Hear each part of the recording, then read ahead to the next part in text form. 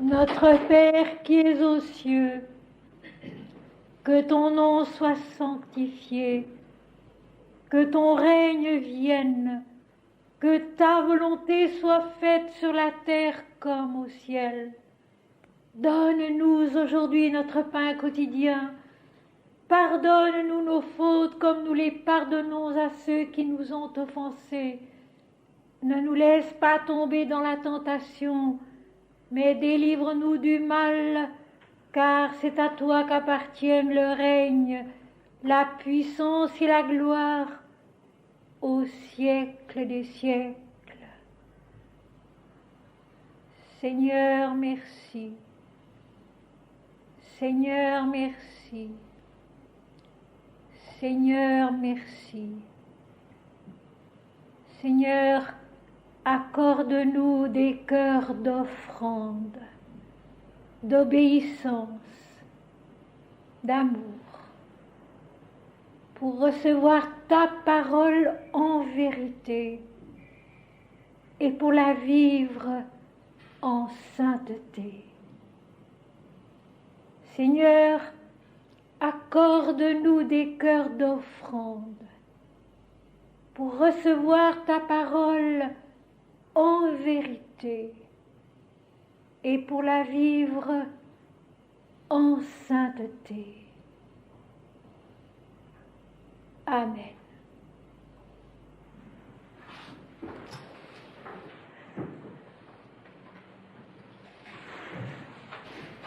Mes chers amis, bien sûr, et du fond du cœur, bienvenue à tous. Nous vivons ces 2 journées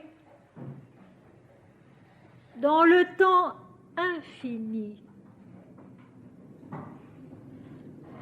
où bien des choses tombent de nous, parce que nous sommes alimentés du haut d'une source que nous connaissons peu, que nous connaissons mal, mais vers laquelle nous tendons notre soif. Nous vivons ensemble un temps infini, qui est le véritable temps. Le temps où tout est un, où tout est Dieu, où les obligations des horaires sont comme données, soumis à quelque chose de plus grand qui est continu en nous et surtout pour nous. Le texte que je vous apporte aujourd'hui est immense. Et lorsque on essaye de le pénétrer, et surtout de le laisser entrer en nous, il porte en soi une révélation tellement inattendue et tellement gigantesque et tellement inhabituelle pour nous, qu'il faut vraiment avoir un cœur de prière pour l'écouter, pour le recevoir et pour peut-être en emporter avec soi quelque chose qui va réellement transformer notre vie. Car voyez-vous, Mananda Mahi l'a dit, et c'est vrai, une méditation, si elle est vraie, doit avoir apporté un changement en nous. Sinon, elle n'a pas été vraie. Il faut que tous nous repartions d'ici quelque peu changés. Et ce changement, le texte d'aujourd'hui en donne magistralement la direction.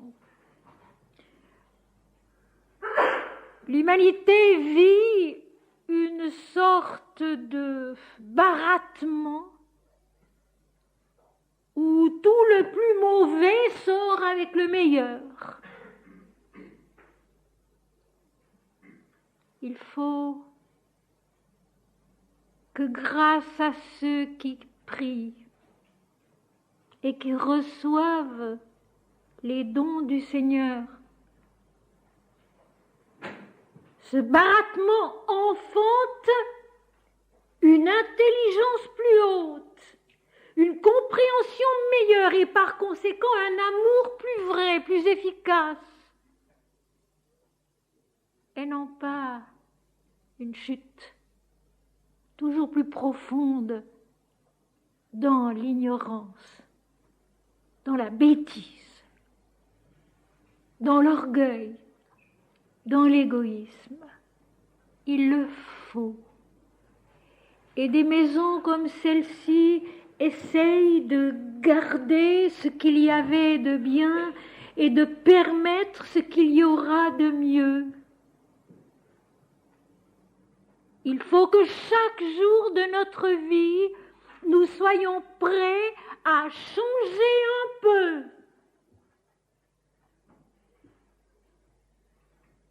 Pour devenir un pas, un petit pas peut-être, mais un pas quand même, dans la bonne direction et ne pas par une espèce d'indulgence naturelle, se dire, ben, au fond, après tout, c'est pas si grave. Si, c'est grave.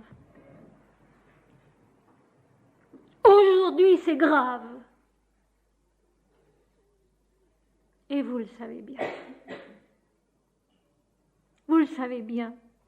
Je ne vais pas citer tout ce qu'il y a de souffrance actuellement dans beaucoup de pays. Nous sommes des pays privilégiés, mais ailleurs c'est atroce.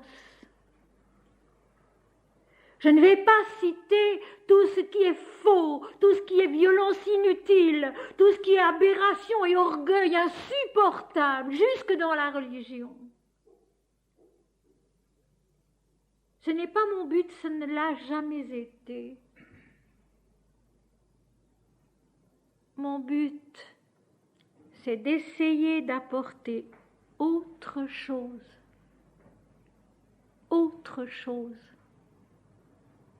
afin que nous puissions grandir vers cela qui nous le donne chaque jour à profusion. Et je commencerai par vous lire un texte que j'ai écrit pendant la dernière guerre, la guerre mondiale de 39 à 45, le cantique de Dieu. J'ai cherché Dieu. Et voici, Dieu était dans les étapes successives, dans la rencontre toujours inattendue de la vie. Je me suis adressée à tous ceux qui professaient Dieu, à tous ceux qui disaient sa gloire et sa sagesse.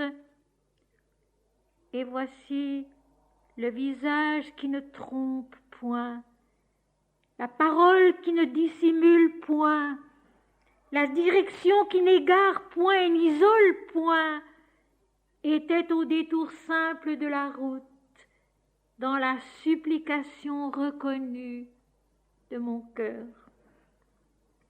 Car quelqu'un avait préparé le chemin, qui savait les particularités du pays et les relais où l'on dépose sa fatigue et son angoisse avant d'aller plus loin dans le voyage. Quelqu'un a fait de sa démarche la démarche de tous, afin qu'il n'y ait qu'une seule prière et un seul déplacement, une seule oui et une seule réponse, sous le jour d'un unique regard de gloire. Et vous verrez que cet unique, cet un seul, cette unité vont revenir constamment dans le texte biblique d'aujourd'hui. Quelqu'un a fait de sa hardiesse leur hésitation et de sa certitude leur ignorance. Et la mesure qui était infinie est devenue la connaissance étroite et subordonnée. et la grandeur qui n'avait pas son origine dans la distance est devenue pareille à toutes les choses qui sont dans la distance et dans la joie de la condition. Quelqu'un s'est revêtu de la tournure du Verbe et de sa familiarité. Pour eux tous qui sont dans la tournure et dans les rapports de l'amitié. Quelqu'un s'est fait le voyageur, qui n'avait pas besoin du voyage pour connaître et pas besoin du but pour comprendre. Avec eux tous, il s'est fait suppliant sur le chemin qui éloigne et sur le chemin qui ramène, afin que soit connue la distance et disparaisse la contrée qui a été établie pour le voyage, afin que soit détruit tout ce qui détourne et se distrait de la distance, et crée ailleurs une dimension sans fondement. Quelqu'un a fait de la distance un parcours qui relie, et s'est dissimulé enfin derrière la connaissance au cœur de tout, afin qu'ils le trouvent et qu'ils le voient, non plus sous les traits agrandis de leur propre visage, mais dans sa majesté qui est étrangère à nos propos. Et voici, les yeux sont devenus sans fraude, et les yeux ont connu la vision. Et voici, les yeux sont devenus sans fraude, et les yeux ont connu la vision. Les mains sont devenues sans avidité, et les mains ont connu le travail qui ne paye point de la peine. Le cœur est devenu sans attente, et le cœur a connu la dévotion. Le cœur est devenu sans attente, et le cœur est devenu la dévotion. Les pieds sont devenus sans timidité, et les pieds ont connu la fatigue pour laquelle ils avaient été créés, c'est-à-dire marcher vers Dieu. Et toutes les facultés, également propices, également nécessaires, ont connu l'œuvre qu'elles avaient reçue en don d'accomplir et d'achever. Et toutes les facultés, également royales, également pures, ont connu l'œuvre gratuite où transparaît Dieu. Et toutes les facultés, également parfaites, chacune selon sa nature, également harmonieuse, chacune avec toutes les autres, ont connu le devoir où il n'est ni perte ni récompense. Nul ne peut dire le chemin. Nul ne peut dire le chemin. Seul celui qui est devenu le chemin peut le donner et le reparcourir avec la même peine, avec le même amour, interminablement pour ceux qui sont en son commencement. Seul celui qui est devenu le chemin peut le donner et le reparcourir avec la même peine, avec le même amour, interminablement pour ceux qui sont en son commencement. Telle est la grâce, telle est la gloire et telle est la sagesse. Et celui en qui elles descendent ne peut plus les oublier. Mais il oublie ceux-là, tout entier, qui donne du prix à l'existence de qui a choisi la mort pour bénéfice à ses travaux. C'est-à-dire, il oublie totalement son intérêt personnel. Ceci était dans les sentiers de l'âme.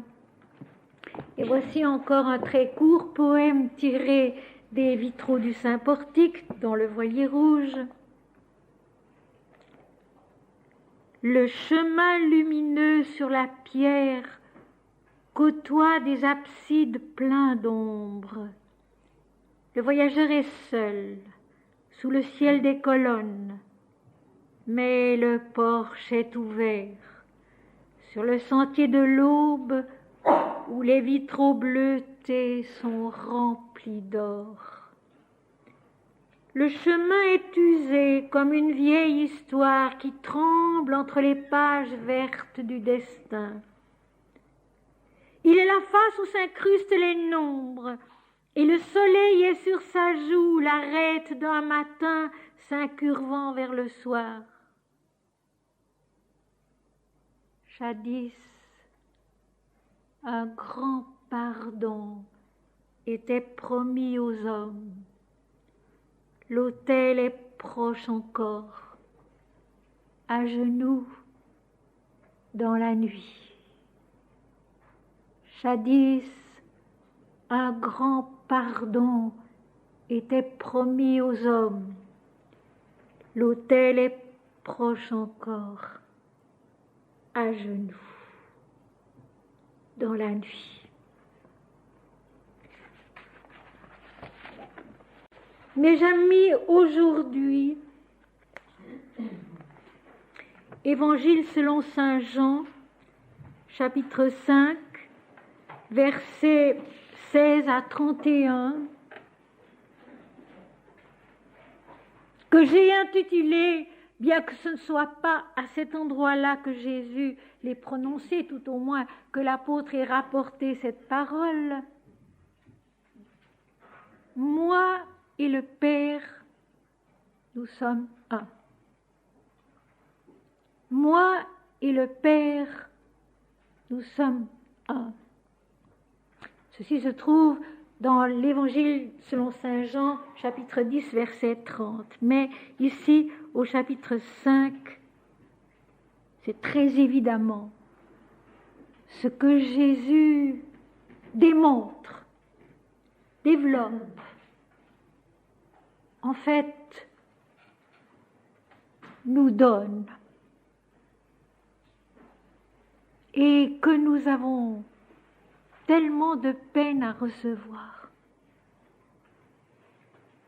tellement de peine à comprendre, tellement de peine à vivre.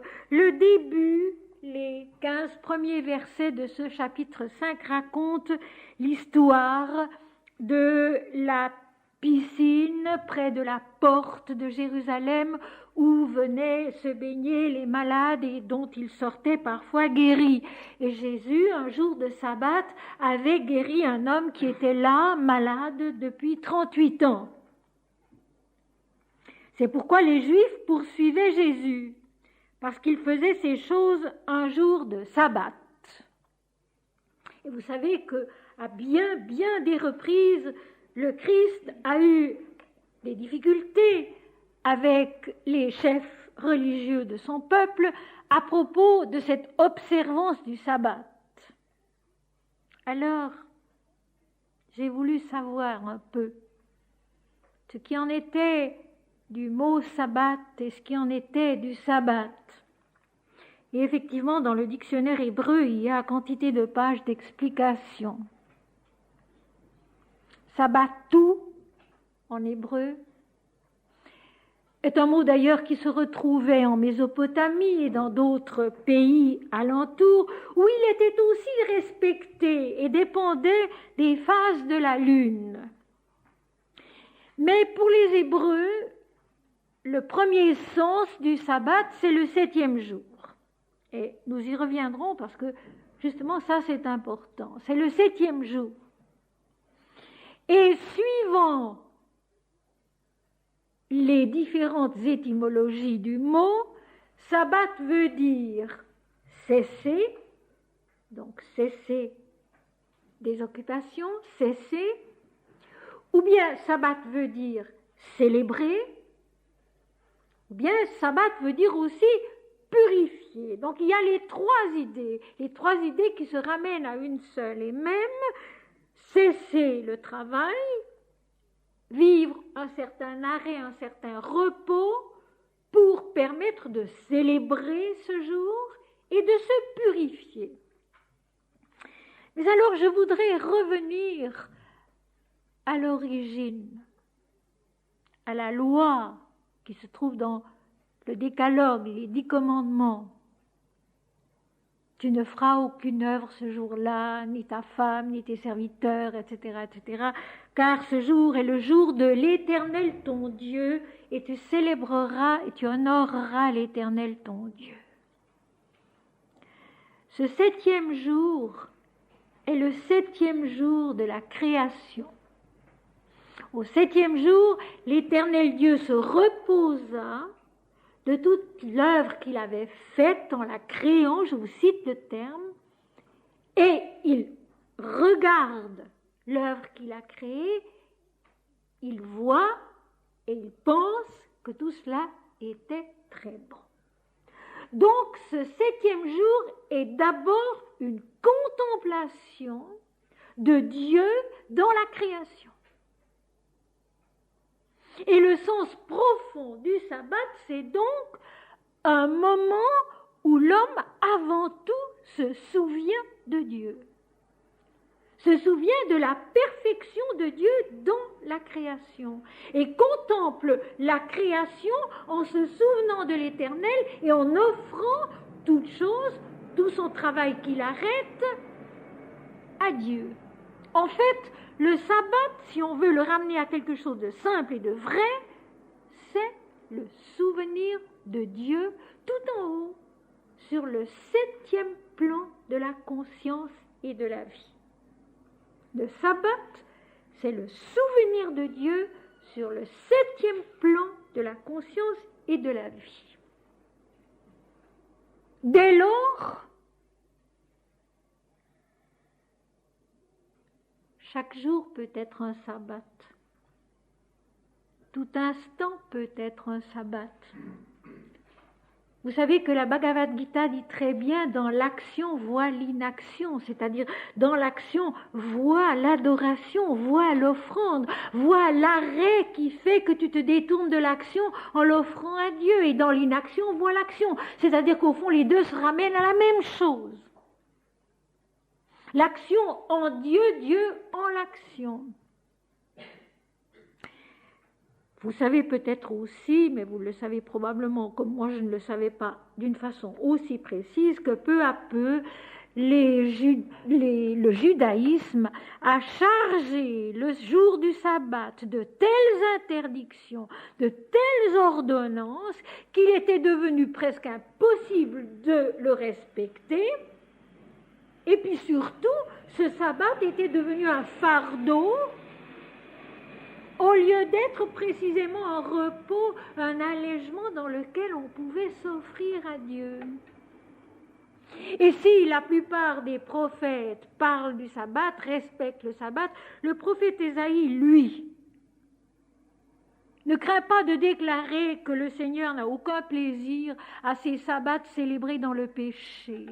C'est-à-dire, au fond, centré sur l'homme et non plus centré sur Dieu. Et ici, je voudrais ouvrir une petite parenthèse importante, c'est qu'on est en train de faire la même chose avec le yoga.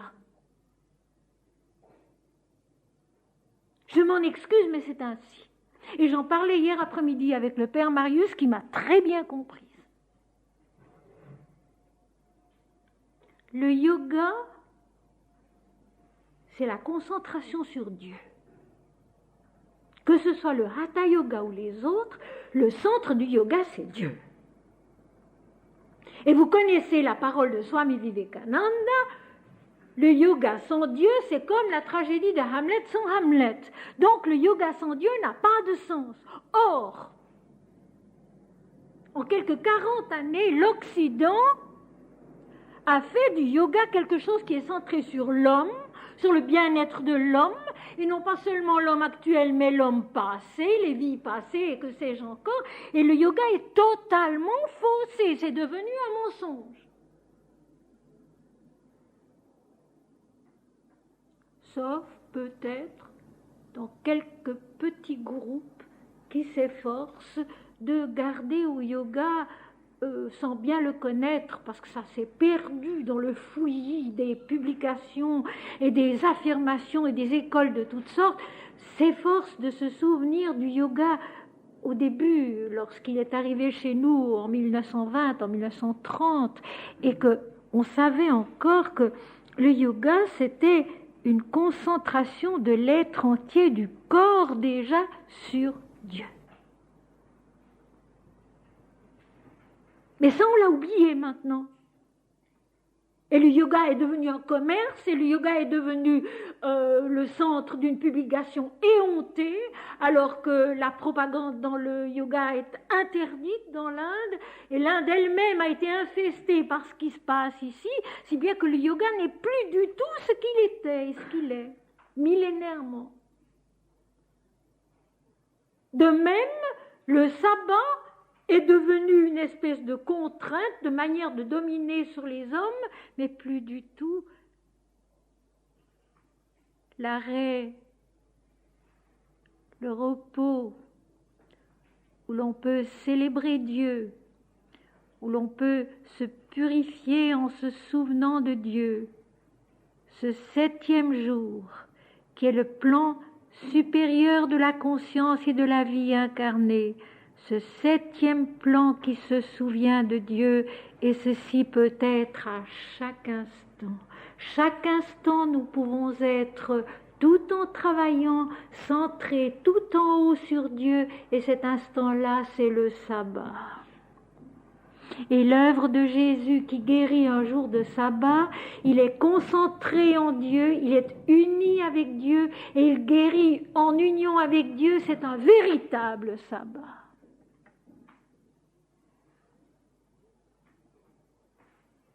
Et non pas des obligations, des traditions humaines qui font que finalement Dieu est perdant dans le sabbat lui-même. Ceci, il faut bien le comprendre, parce que c'est une leçon pour nous aussi.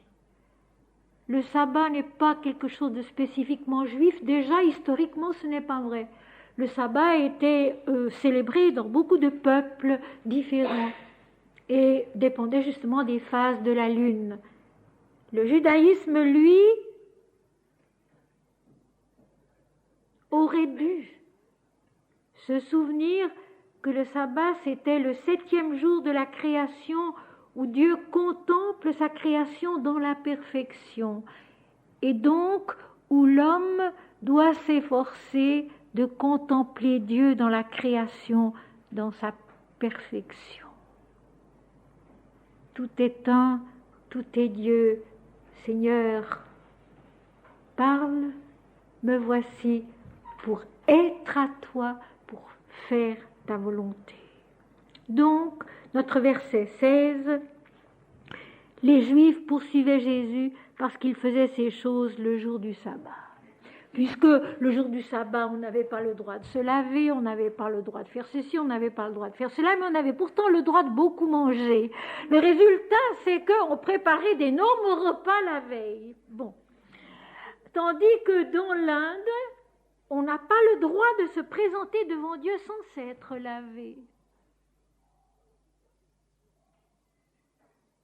On n'avait pas le droit non plus de se défendre, donc il fallait se laisser tuer si on était attaqué. On avait le droit de rien, même pas de guérir quelqu'un, sauf s'il était à l'article de la mort. Et tout autant de choses un peu ridicules, comme ce que souvent font les hommes avec l'enseignement divin. Alors Jésus a une réponse qui rappelle terriblement un verset de la Bhagavad Gita que je vais vous lire en regard. Jésus leur répondit, « Mon Père agit jusqu'à présent.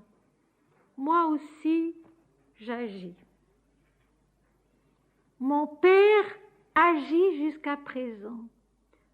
Moi aussi, j'agis. » Alors je vous lis Bhagavad Gita, chapitre 3, versets 23 et 24. Le bienheureux Seigneur dit, « Si je ne demeurais sans sommeil dans les voies de l'action, les hommes suivant de toute manière mon chemin, les peuples sombreraient dans la destruction si je ne travaillais. et je serai créateur de confusion et destructeur des créatures. Le karma yoga, qui vient du verbe kri en sanskrit et signifie faire, qui est la base même de la vie incarnée, qui ne peut être, qui ne dure que s'il y a travail constant, si je ne demeurais sans sommeil, travaillant constamment les hommes, etc., etc. Notre corps ne subsisterait pas un instant de plus s'il ne travaillait constamment, si notre sang ne courait dans nos veines, si nos cellules ne se transformaient, notre corps disparaîtrait en peu de temps. Donc, le travail est la base même de l'existence manifestée de Dieu. La seule différence, c'est qu'il y a travaillé pour soi, pour l'homme, et qu'il y a travaillé en se souvenant que tout travail vient de Dieu, est offert à Dieu et s'accomplit en Dieu dans l'éternité. Karma, kri. Et le sabbat, c'est ça. C'est l'éveil continu en nous de ce plan supérieur de la conscience qui se souvient de Dieu dans l'action et qui sait qu'en fait, c'est Dieu qui fait les actions. Quand l'un nous répète, ce n'est pas l'homme qui fait l'action, c'est Dieu. Ramakrishna a une jolie façon de le dire, il dit « Dieu fait son œuvre, mais l'homme dit « je la fais ». Eh bien, Jésus, ici, dit exactement la même chose. Exactement la même chose. Le seul auteur de toutes les actions, c'est Dieu. Mais l'homme dit « c'est moi ». Et le malheur et le malaise vient de là. Jésus répondit, mon Père agit jusqu'à présent, moi aussi j'agis.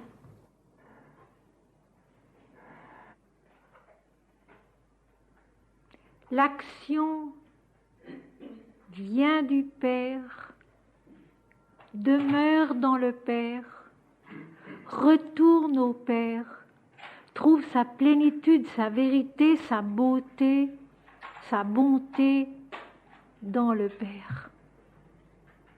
Et Jésus va le répéter de toutes sortes de façons dans les versets qui suivent. Comme pour l'Inde, cri, faire, agir. L'action vient du Père, s'accomplit dans le Père, demeure dans le Père, retourne au Père et trouve sa plénitude dans le Père. Et mes amis, c'est ça le sabbat. C'est ça le souvenir de Dieu. C'est merveilleux parce que ce n'est pas un jour de la semaine, mais c'est toujours, à chaque instant. Et lorsqu'on agit de cette manière, on agit dans la paix. On agit dans l'amour. On agit dans la joie. On peut, au-delà même des forces physiques et mentales qui nous sont données. Et Jésus ajoute, moi aussi j'agis. Moi aussi j'agis. Je fais l'œuvre du Père sur la terre. Donc si je rencontre un malade depuis 38 ans, un jour de sabbat, entre guillemets, je le guéris parce que c'est ça l'œuvre du Père. Qui n'est pas soumise, l'œuvre du Père, à vos réglementations terrestres. Mon Père agit jusqu'à présent. Il créa les cieux et la terre, il contempla ce qu'il avait fait, mais il agit. Parce que s'il ne demeurait sans sommeil, on dit souvent dans l'Inde que le yogin ne dort jamais, qu'il est toujours attentif, qu'il est toujours en éveil, c'est vrai. C'est vrai. Il est parce qu'il pense, parce qu'il est conscient. Descartes l'a dit aussi, lui, à sa façon. Je pense, donc je suis. Mon Père agit jusqu'à présent, moi aussi j'agis divinement, l'œuvre de l'Éternel, l'action juste qui est la vie elle-même qui est son sommeil, qui va continuellement, qui renaît toujours, comme nous avons vu hier après-midi, l'herbe qui meurt, une autre vient à sa place, la fleur qui meurt, une autre vient à sa place, un homme qui meurt, un autre vient à sa place, la vie se continue, c'est l'action permanente du Seigneur, mais une action permanente qui aussi en permanence se souvient de l'Éternel. Le sabbat, qui n'est pas une obligation terrestre humaine avec des traditions multipliées, compliquées par les hommes, mais la possibilité, j'irai plus loin, la grâce insigne de pouvoir se souvenir de Dieu tout en agissant. Exactement le karma yoga. L'action tout entière qui est divine, vécue dans le souvenir de Dieu, que ce soit le corps, que ce soit la vie, que ce soit le mental, que ce soit le cœur, que ce soit l'esprit, que ce soit l'âme, l'action continue qui reste dans un état de repos face à Dieu parce que l'action est accomplie sans aucune idée d'importance personnelle, sans désir personnel, sans gloire personnelle, sans rien qui soit de l'homme, mais où tout est offert à Dieu. Et c'est ça le repos. Le repos, c'est d'être sans aucune idée d'importance personnelle, c'est d'offrir. Pas à pas, le Père agit, il agit à travers nous et nous agissons en lui. Mon Père agit jusqu'à présent, moi aussi j'agis. À cause de cela, les Juifs cherchaient encore plus à le faire mourir. Il les dérange terriblement.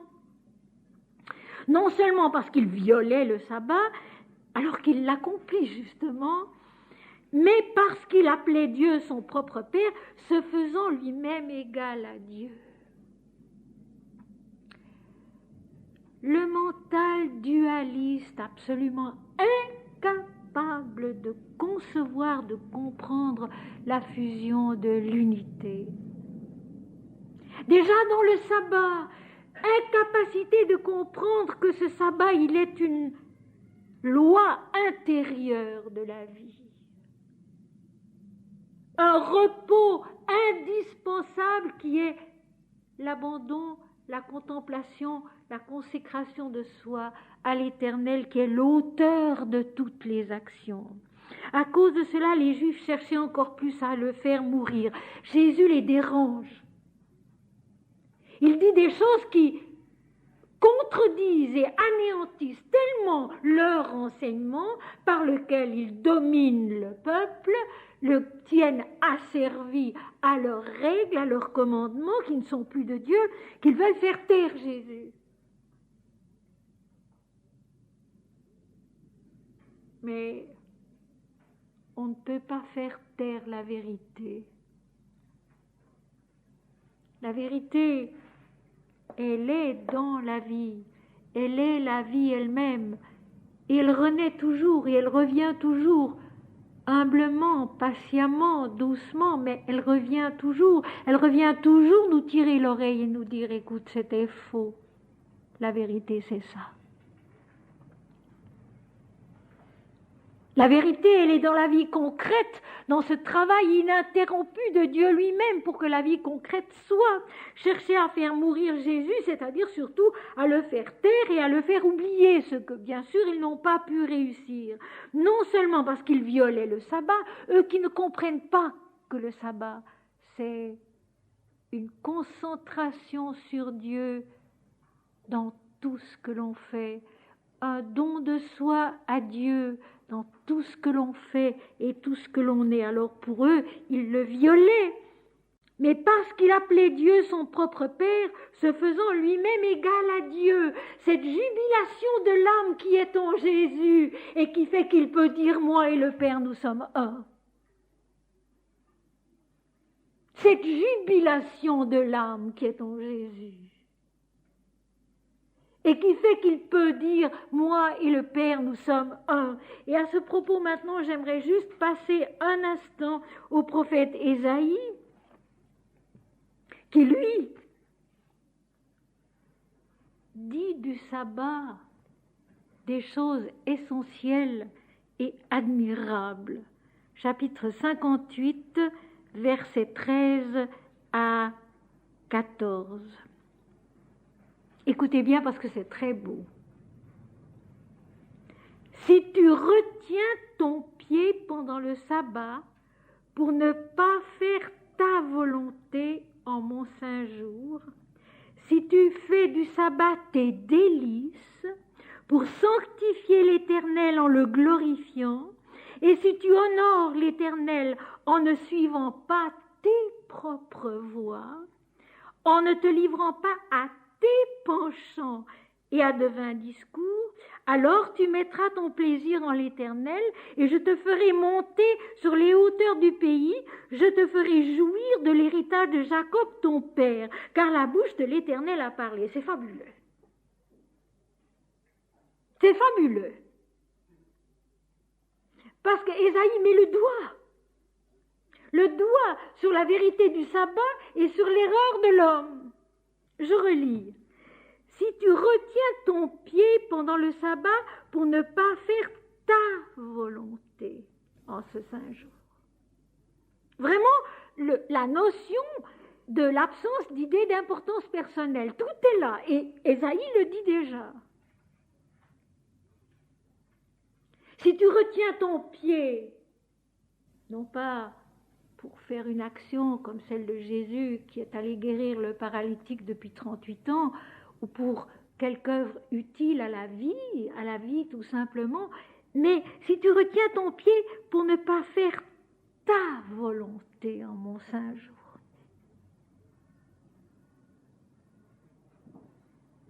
C'est-à-dire que si tu fais du sabbat un don de toi joyeux à Dieu, peu importe le travail que tu devras faire. Je vous avouerai humblement que les dimanches, je ne les connais plus depuis des années. Je travaille autant que les autres jours parce qu'il faut.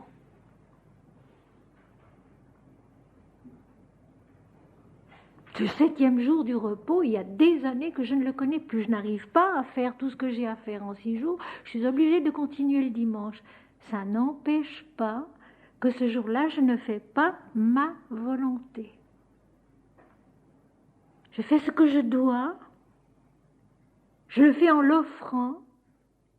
Si tu retiens ton pied pendant le jour du sabbat pour ne pas faire ta volonté en mon saint jour. S'oublier soi-même ce jour-là plus que les autres. Et Ésaïe place l'optique du sabbat dans sa vérité. Ce que l'Éternel demande à l'homme, ce n'est pas de rester là, immobile à manger, boire et dormir, ce qui est devenu le sabbat, mais agir non pas parce qu'il a envie de faire quelque chose, parce qu'il doit le faire, en l'offrant à Dieu, en se souvenant de Dieu.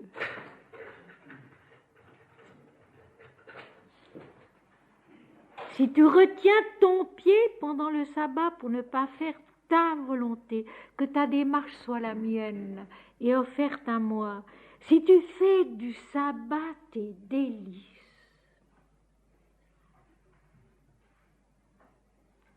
cela est dit le délice Brahman, dit la Kena Upanishad. C'est exactement cela. Si tu fais du sabbat tes délices, c'est-à-dire ton abandon à l'Éternel, tellement total que tu sois immergé dans la présence de Dieu qui te transforme. Toujours et toujours à nouveau. Être immergé dans la présence de Dieu qui nous transforme.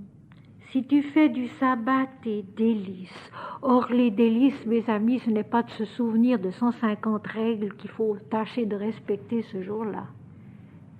Au contraire, c'est une contrainte mentale presque insupportable, avouons-le.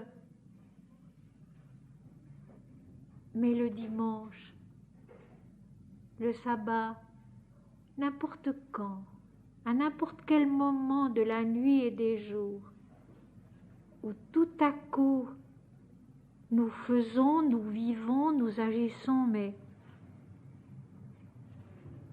Dieu est là.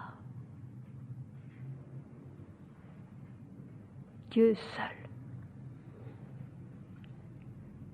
Et curieusement, c'est très souvent dans la maladie qu'on a le plus fortement cette impression-là.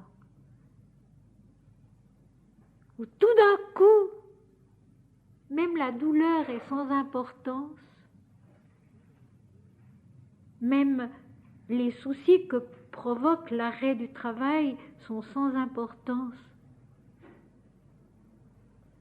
C'est le sabbat. Dieu est là. Et l'être entier s'en souvient, s'y donne, se désaltère, et dans les délices de l'absolu, de l'éternel. Si tu fais du sabbat tes délices pour sanctifier l'éternel en le glorifiant, ça ne peut pas être plus clair. Et il n'y a pas besoin d'être bien portant et en parfaite forme pour cela, pas du tout. Seigneur, tout t'appartient, je t'appartiens, ce moment t'appartient, tous les moments sont le sabbat. Si je veux bien, moi, essayer de regarder tout en haut et de me réjouir en l'Éternel, de chanter la louange de l'Éternel, de sanctifier son nom. Et si tu l'honores en ne suivant point tes voies.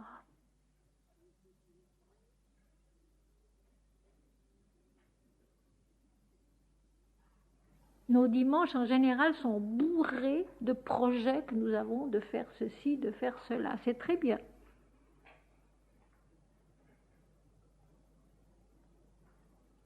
Mais en Dieu. Et si c'est la pensée de Dieu qui vraiment domine notre existence, malgré tout ce que nous avons à faire, et je sais que nous sommes les uns et les autres très occupés, trop occupés, je le sais. Mais si nous nous efforçons de faire de chaque action, de chaque jour, malgré tout, une élévation vers Dieu, eh bien, les moments de sabbat viennent. Le moment où l'être entier, effectivement, s'arrête pour éprouver le délice de l'adoration divine.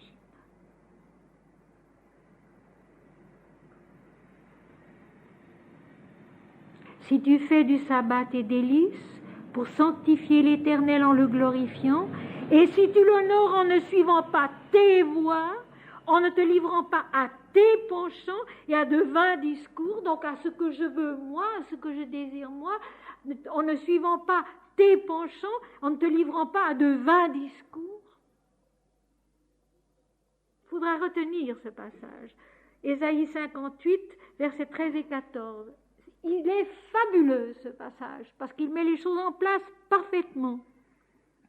Alors, tu mettras ton plaisir en l'Éternel. Alors, le vrai sabbat, qui est le bonheur en Dieu, pourra descendre en toi. Mais si nous avons toujours trop de projets, que nos penchants, que nos démarches, que nos discours passent avant,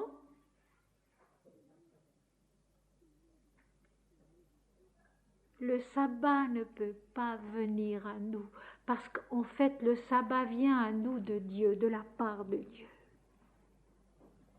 Et hier soir, ensemble, dans la chapelle, c'était un moment de sabbat.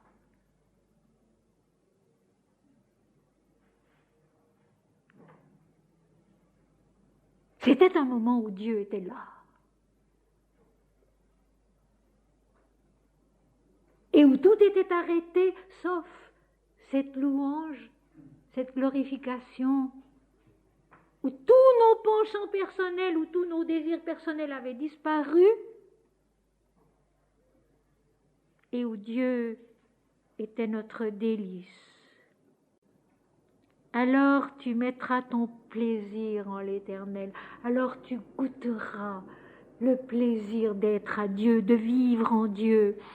Et je te ferai monter sur les hauteurs du pays, c'est-à-dire sur les hauteurs de ma révélation. Parce que le pays de Canaan, le fameux pays de Canaan, la terre promise, c'est la révélation de la connaissance, ce n'est pas autre chose. Je te ferai monter. Donc, si la parole du Brahman adressée à Kunti dans le Mahabharata, si tu renonces à toute idée d'importance personnelle, si tu renonces à tout ce que le Brahman te demandera avec joie, je te ferai monter jusqu'à la vision divine.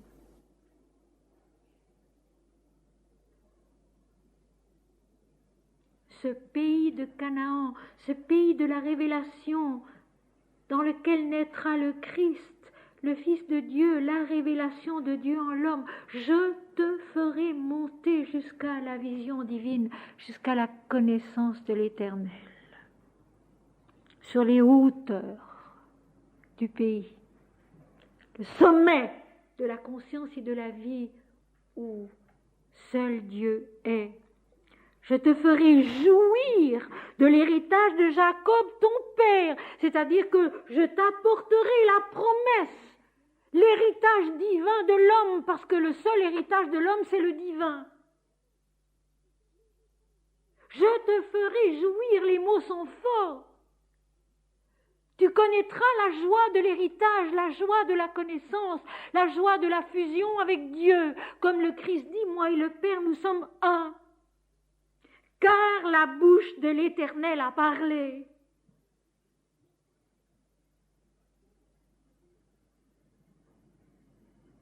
Je vais vous relire ce passage parce qu'il est absolument fabuleux.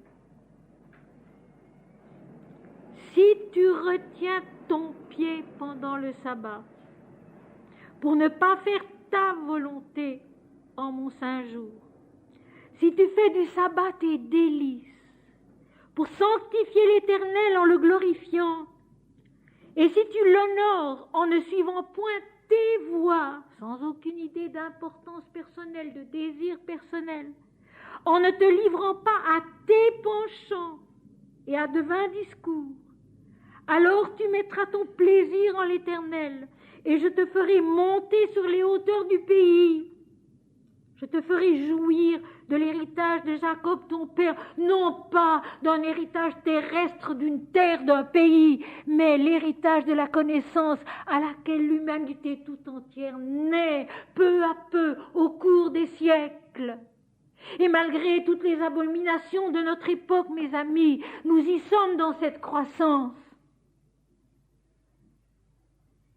Il y a 25 ou 30 ans, je n'aurais jamais pu parler comme je le fais aujourd'hui. Ça n'aurait été admis nulle part. Aujourd'hui, ça s'accepte dans un couvent catholique. Et plus que ça, à travers les parois, les frères, les pères sentent qu'il se passe quelque chose de vrai, d'authentique, d'important. Et ce n'est pas moi. Pas du tout. C'est parce que l'humanité en est là, malgré tout le reste. C'est parce que l'humanité a dépassé certaines œillères, certains freins, certains obstacles.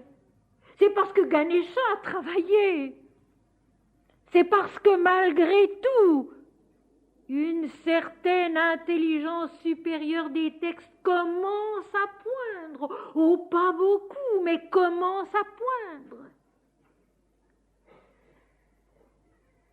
Je te conduirai sur les hauteurs du pays. Au sommet de ta conscience, où Dieu est révélé en l'homme, car la bouche de l'Éternel a parlé.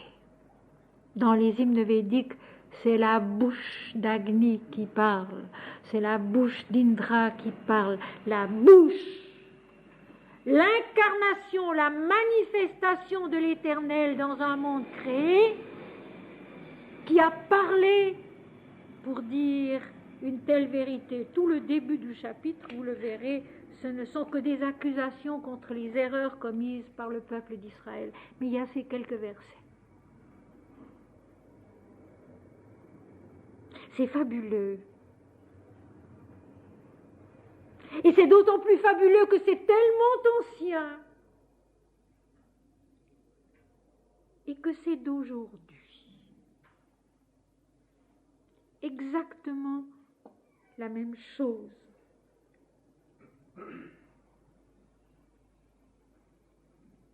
Il voulait le faire mourir non seulement parce qu'il violait le sabbat, mais parce qu'il appelait Dieu son propre Père, se faisant lui-même égal à Dieu. Beaucoup plus tard, un réformateur qui s'appelait Zwingli a écrit ceci: en écoutant attentivement et de manière engagée les paroles de Dieu, l'homme devient lui-même Dieu. Il est entièrement transformé et ne sera plus que le lieu de la présence et de l'action de Dieu sur la terre. Les moines russes, au XVIIe siècle, avaient pour tâche de lire à haute voix chaque jour un évangile entier. Et ils lisaient chaque jour à haute voix un évangile entier. Et ils reconnaissaient qu'au début, ils n'y comprenaient pas grand-chose. Et que peu à peu, à force de lire et de relire et d'entendre la parole, parce qu'ils le faisaient à haute voix, la grâce de la compréhension leur venait. Le chemin n'a pas changé. Et si nous n'avons peut-être pas le temps, nous, de lire chaque jour à haute voix un évangile entier, nous avons peut-être le temps d'en lire en tout cas un bout, un petit bout, un bout qui a déjà été lu ensemble, que nous avons expliqué, écouté ensemble. Peut-être et certainement même sans le comprendre vraiment d'abord. Et peu à peu, la compréhension vient. Et ce que je sais, moi qui lis depuis si longtemps la Bible, la compréhension ne cesse jamais de s'approfondir, de s'élever, de s'élargir, de s'amplifier. La vie de l'esprit est inépuisable et elle est immense, faisant de lui-même l'égal de Dieu, la jubilation de l'âme qui se sait fille de Dieu, de l'homme qui se sait fils de Dieu, fait de sa substance, de son intelligence, de son souffle de vie, de sa réalité, de sa lumière, oui. Moi et le Père, nous sommes un. Jésus reprit donc la parole et leur dit, en vérité, je vous le dis, le Fils ne peut rien faire de lui-même. C'est Jésus qui parle. Il le dira 2 fois, un peu plus loin, dans un verset plus avancé du texte, il le répétera. Quelle leçon! Nous qui croyons tellement faire, nous qui voulons tellement faire, en vérité, je vous le dis, le Fils ne peut rien faire de lui-même. Il ne fait que ce qu'il voit faire au Père. Et tout ce que le Père fait, le Fils aussi le fait pareillement. Dieu est le seul auteur. Dieu est le seul acteur. Et même le Fils du Père ici-bas ne peut rien faire de lui-même. Jésus aurait pu dire « je ne fais rien de moi-même ». Il aurait pu, mais il dit « le Fils ne peut rien faire de lui-même ».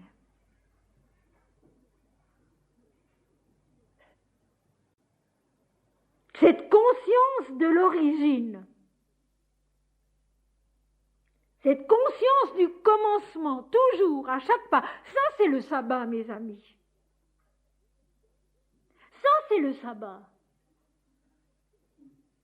Se réjouir en Dieu, se sentir dans le délice de la révélation de Dieu, mais savoir aussi que c'est Dieu qui fait à travers nous. L'Inde, elle a gardé cela, elle l'a compris, elle le répète encore. L'homme n'est que l'instrument, le roseau au travers duquel l'homme souffle, c'est tout. Mais l'homme ne fait rien de lui-même. Si je ne demeurais sans sommeil, les hommes, suivant de toute manière mon chemin, les peuples sombreraient dans la destruction si je ne travaillais, et je serais créateur de confusion et destructeur des créatures. Donc,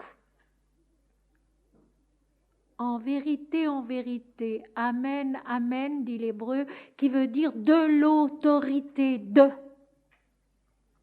Donc, de l'autorité de Dieu, je vous dis, le Fils ne peut rien faire de lui-même. Mes amis, c'est des mots à retenir, cela.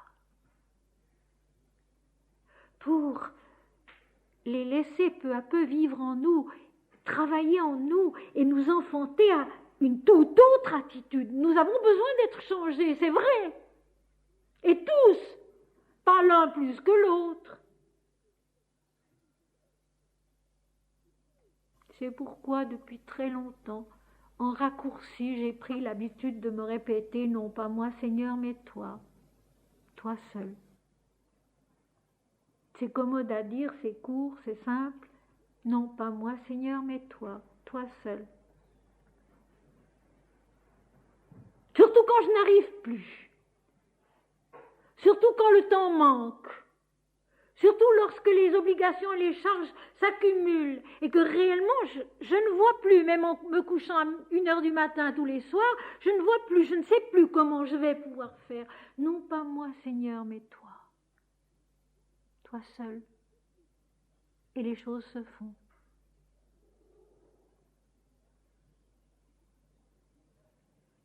En vérité, je vous le dis, le Fils ne peut rien faire de lui-même.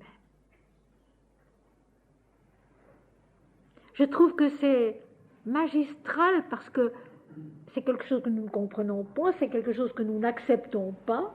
Nous croyons toujours que nous faisons, nous voulons toujours faire, et Jésus vient nous dire, en vérité, le Fils ne peut rien faire de lui-même. La création ne peut rien faire d'elle-même. Si Dieu ne demeure vivant, si Dieu ne demeure dans l'action, la création disparaît.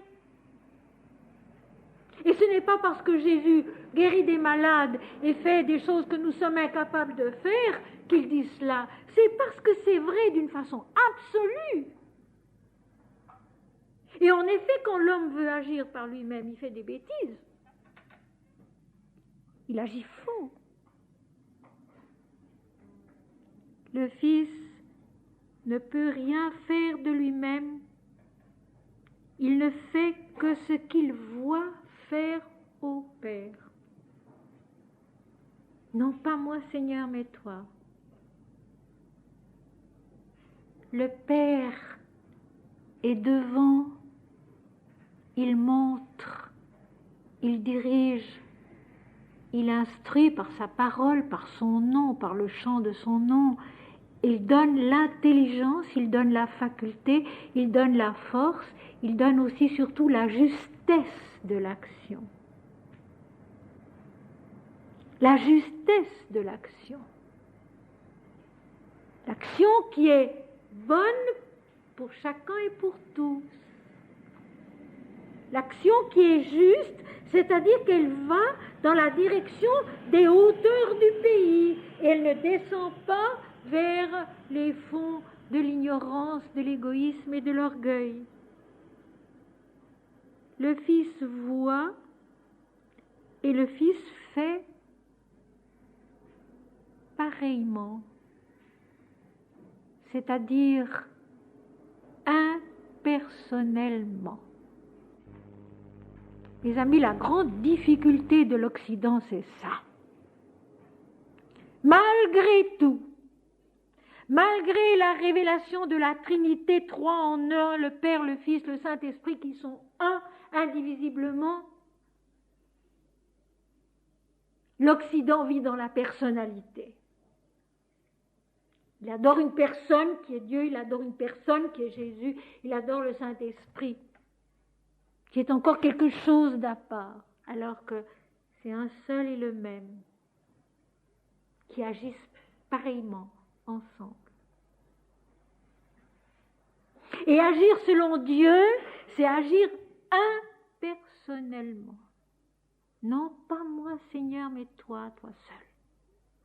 On ne peut pas comprendre les textes sacrés, on ne peut pas les comprendre, malgré toute la peine qu'on se donne, si on n'a pas dépassé ce sentiment d'importance personnelle, si on n'a pas dépassé la personne pour entrer dans l'impersonnel, c'est-à-dire dans la vue plus large, plus vaste, impartiale, je dirais objective, de ce qui doit être fait, comme agit un vrai bon médecin. Objective. Et l'objet, dans notre cas, c'est Dieu. Objective. C'est-à-dire pas centrée sur soi, pas subjective, pas en pensant à soi, à ses propres voies, ses propres penchants, comme dit si justement Ésaïe, ses propres pas, mais objective, centrée sur Dieu, parce que l'objet, c'est Dieu. Et le Fils agit pareillement au Père parce que justement, il s'efface devant l'autorité, devant la sagesse, devant la compétence, devant la lumière du Père.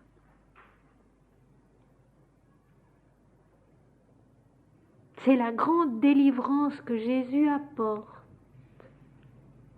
Moi et le Père, nous sommes un, et je l'ai déjà souvent dit, mes amis, et je vous le donne ce matin. Je vous le donne ce matin. Moi et le Père, nous sommes un, Jésus le dit en nous. Il ne le dit pas hors de nous, devant nous, mais il le dit en nous, parce que de même que Jésus est dans le Père, il est aussi en nous et nous sommes en lui. Nous sommes en Dieu. Nous sommes le Christ, il est nous-mêmes et nous sommes comme lui en Dieu. Et nous aussi, nous pouvons agir pareillement au Père en respectant le sabbat, c'est-à-dire le souvenir permanent de Dieu comme un filet d'huile qui coule d'un vase dans un autre, dans le travail et le repos.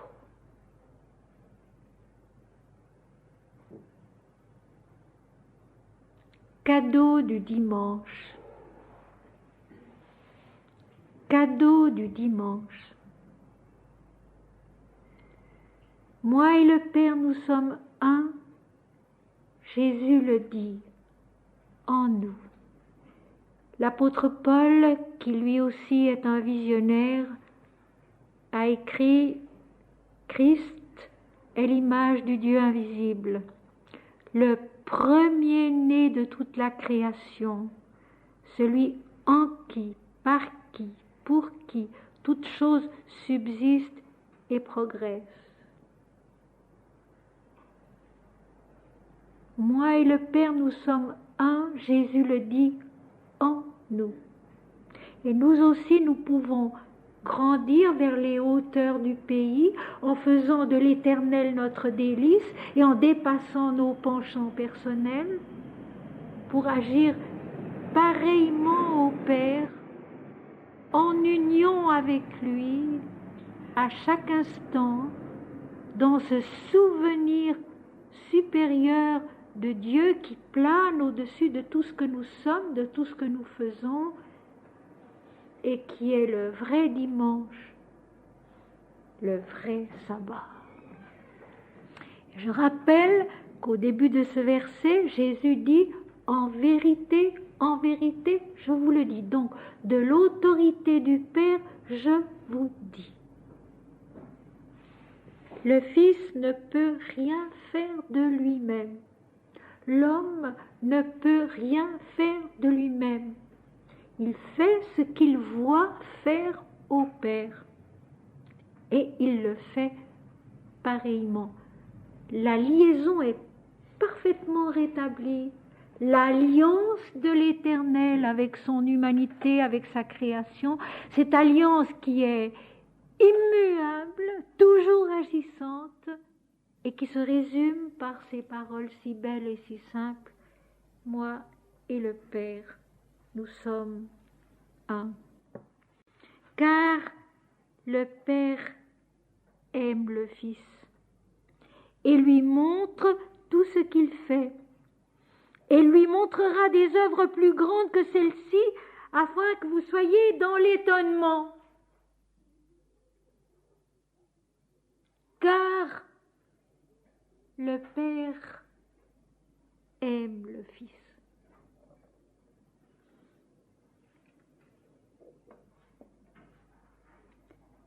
Dieu nous aime d'abord.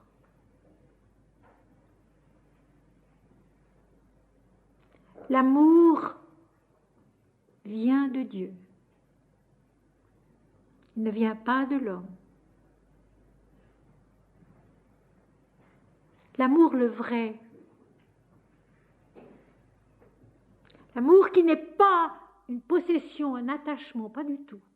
Pas du tout. L'amour qui n'est pas une préférence. Qui n'est pas suivre ses propres penchants.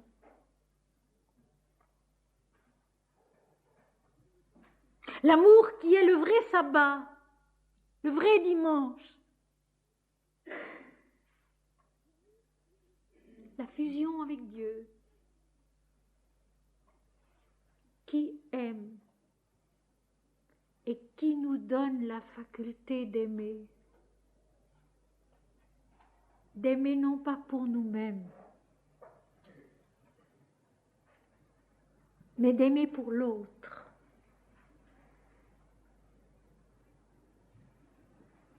J'en reviens, parce que c'est utile et que c'est joli en même temps, à mes très nombreuses expériences avec les bébés, avec les petits-enfants.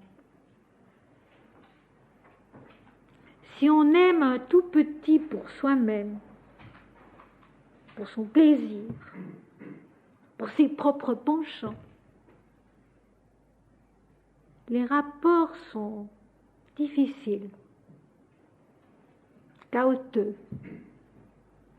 Toutes sortes de difficultés naissent. Si on aime l'enfant pour lui-même, en le laissant être ce qu'il est,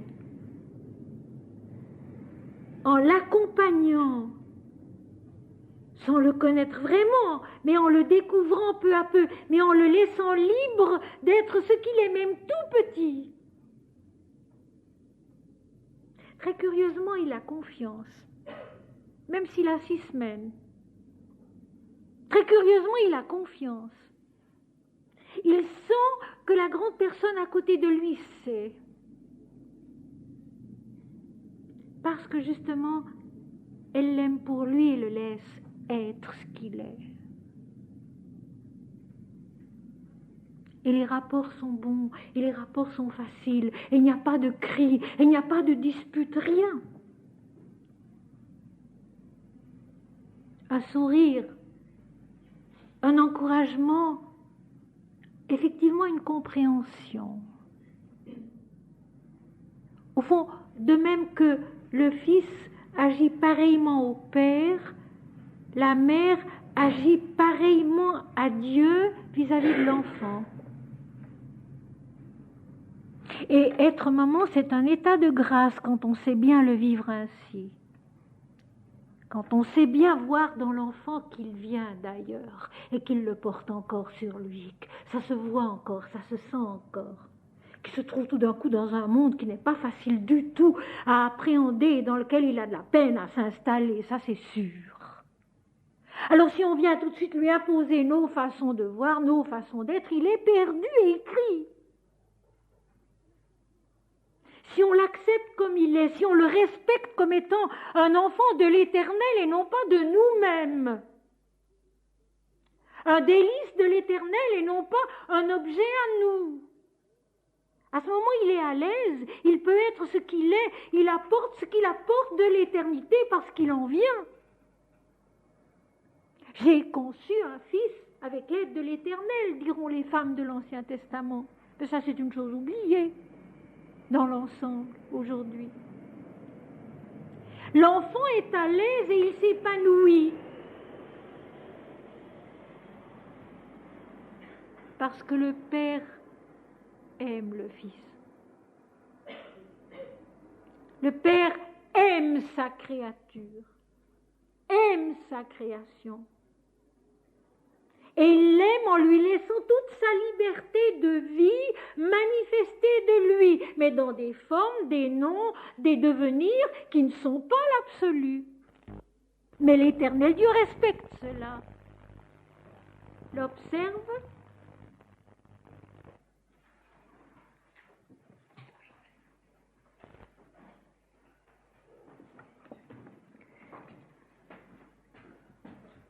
car le Père aime le Fils et lui montre tout ce qu'il fait. Donc le Père montre le chemin de l'action, comme il l'a fait lui, dans l'état d'esprit de l'Éternel, donc de l'impersonnel, de l'infini, de l'impartial. Les deux adjectifs que Sri Aurobindo emploie tellement souvent, vaste, immense. Nous pensons trop étroit. Nous agissons trop petit. Le Père montre tout ce qu'il fait. Donc il donne à l'homme l'intelligence de l'action juste, divine, qui est toujours inattendue, qui est toujours l'imprévu, quand Mananda Mayi répète et répète et répète que la véritable action, la véritable méditation, le véritable changement en l'homme est spontané, vient d'une façon inattendue, apparemment non préparée, mais en réalité préparée depuis longtemps par la vie. C'est vrai. C'est pour ça que quand on veut forcer, ça coince, ça ne va pas, et on arrive à des découragements, on arrive à des difficultés sans nombre. Le Père montre tout ce qu'il fait au Fils. Autrement dit, il nous inspire. Il nous inspire. Et la véritable inspiration des tout grands artistes, c'était bel et bien une inspiration qui venait de tout en haut de Dieu. Et on le sent quand on entend certaines musiques de Beethoven ou d'autres, par exemple, quand on voit certains tableaux, quand on voit certaines sculptures, quand on lit certains ouvrages. On sent très bien que là, l'homme personnel n'y est pour pas grand-chose, mais que l'inspiration est venue de tout en haut. Le Père montre au Fils tout ce qu'il fait. Et je crois qu'il faut comprendre aussi, parce qu'autrement ça devient très compliqué aussi, il ne montre pas en détail des petites choses à faire comme ci ou comme ça, non.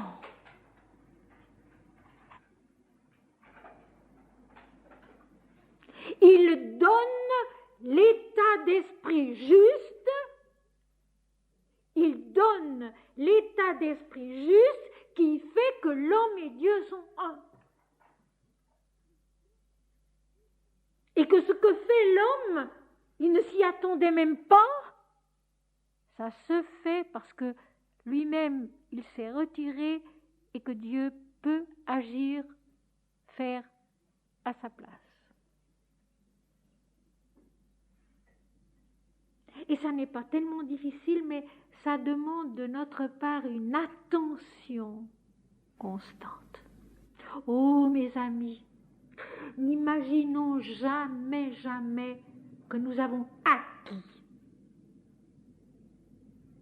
une certaine vertu, une certaine capacité, une certaine... Non. Il faut toujours recommencer, c'est pas acquis. Ça peut toujours encore se fausser et redescendre. De même que l'artiste vous dira, si je ne m'exerce pas tous les jours au moins 4 à 5 heures, eh bien je perds ce que je suis, ce que j'ai, je perds. Je ne peux plus jouer ou chanter comme je le fais. Il faut que je travaille, retravaille. Et puis, en tout cas, une fois tous les 6 mois, il faut que je passe au crible toute ma technique. C'est vrai.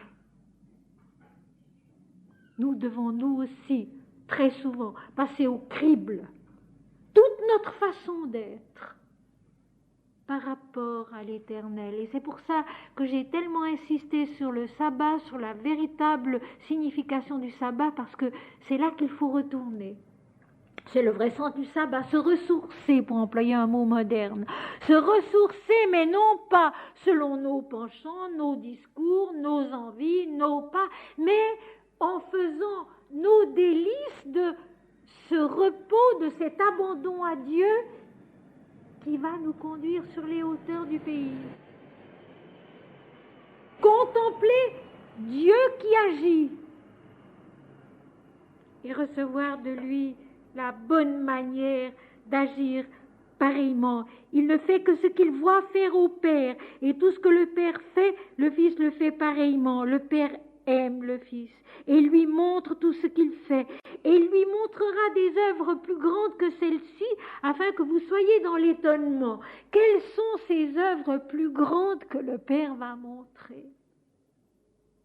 Eh bien, c'est précisément monter sur les hauteurs, s'élever vers la connaissance de la vérité qui n'a aucun nom particulier, aucune forme particulière, mais qui est la réalité impersonnelle et totale de l'éternel Dieu, de l'infini, de l'absolu. Afin que vous soyez dans l'étonnement. Et l'étonnement, c'est être frappé du tonnerre, c'est-à-dire frappé par la transformation de l'extase.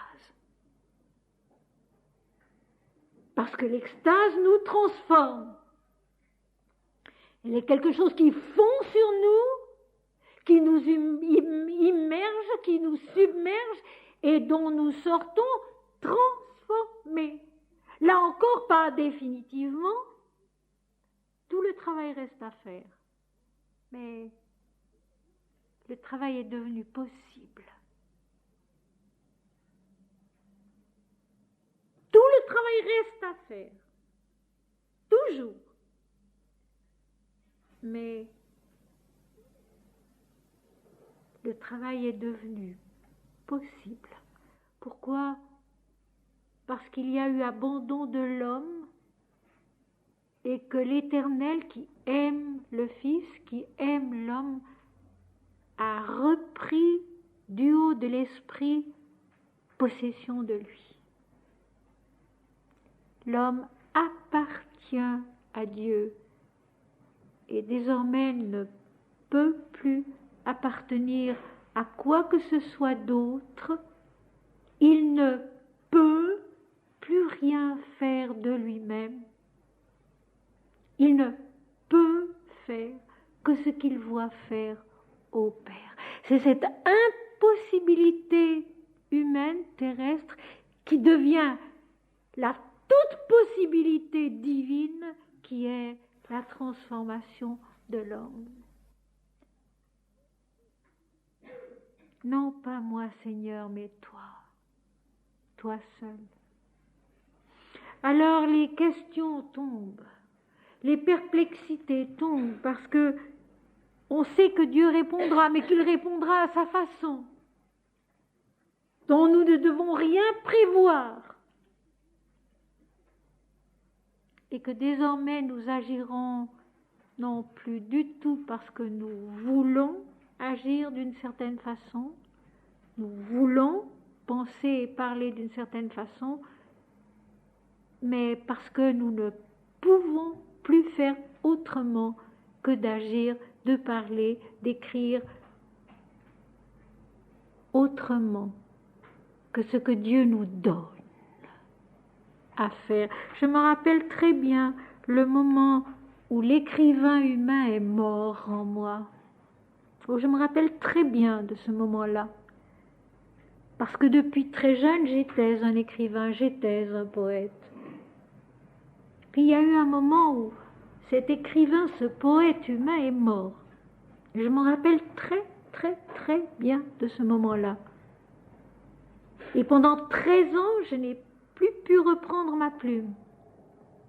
Je n'ai plus rien pu écrire, je ne pouvais plus, je ne savais plus. Et lorsque j'ai pu recommencer à écrire, c'était tout différent. Ce n'était pas du tout écrire sous dictée comme on nous raconte à l'occasion, parce que ça, ce n'est pas juste non plus, mais je devais vivre le Père, je devais vivre les textes, je devais vivre, voir faire le Père pour pouvoir écrire ensuite, en étant devenu moi-même ce que j'écrivais. C'était tout différent. Je n'allais plus selon mes penchants, je n'allais plus selon mes pas à moi, mais je faisais ce que je voyais, ce que je comprenais, ce que j'entendais de tout en haut et qui ne m'appartenait pas. Le Fils ne peut rien faire de lui-même. Il fait ce qu'il voit faire au Père, et l'amour du Père l'instruit et le dirige. Et donc ces œuvres plus grandes, c'est la naissance à la connaissance de la vérité. C'est ce qu'on a appelé la conversion. Convertere, se détourner des choses apparentes, traditionnelles, visibles, palpables, pour se tourner vers l'invisible esprit qui nous dirige, qui nous instruit, qui nous inspire. Ces œuvres plus grandes, c'est la connaissance de Dieu, afin que vous soyez dans l'étonnement, afin que vous soyez frappés par l'éclair, par le tonnerre, de la transformation intérieure, de la révélation de Dieu en l'homme. Car le Père ressuscite les morts et donne la vie. Ainsi le Fils donne la vie à qui il veut. Ressusciter les morts. La résurrection, mes amis, c'est quelque chose qui se vit ici-bas, dans notre vie actuelle, si nous voulons, dans un corps d'homme. La résurrection, ce n'est pas quelque chose qui aura lieu une fois, quelque part, très loin de nous. La résurrection, elle est en nous et elle nous attend au fond de nous-mêmes. La vie de Dieu est au fond de nous-mêmes. Elle est le fond de nous-mêmes. Elle est nous-mêmes. Et la résurrection, c'est-à-dire la renaissance d'eau et d'esprit, elle nous attend ici, maintenant, au fond de nous. Dieu est là en nous. Car comme le Père ressuscite les morts, il donne la vie. La vie non pas d'une naissance à une mort, mais la vie éternelle.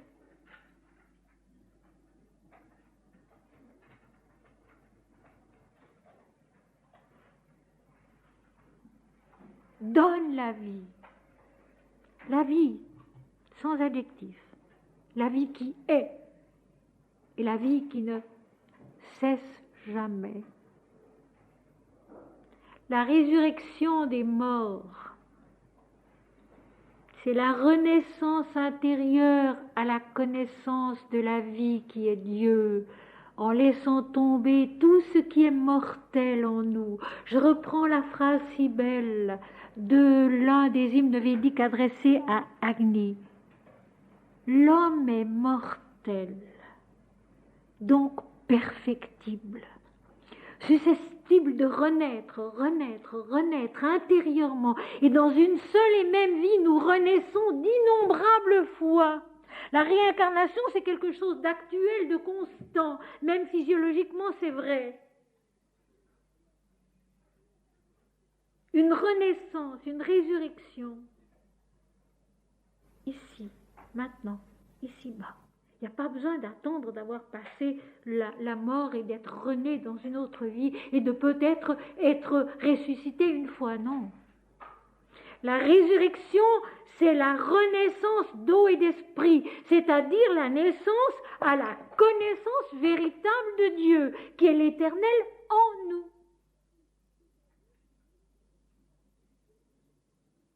Moi et le Père, nous sommes un. Or, le Christ, c'est l'Éternel Dieu. Et le Christ, c'est nous-mêmes.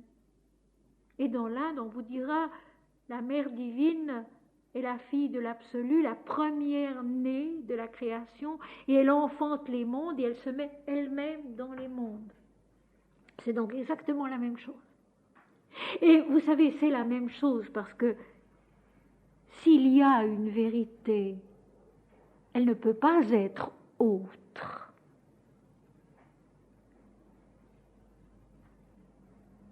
Si quelque chose est autre que la vérité exprimée, manifestée en un être ou dans une écriture, ce n'est pas une vérité. La vérité, elle est une, indivisible, partout et toujours la même, et elle a toujours été une, indivisible, partout et toujours la même. Simplement, la conscience humaine l'appréhende peu à peu, grandit peu à peu en elle.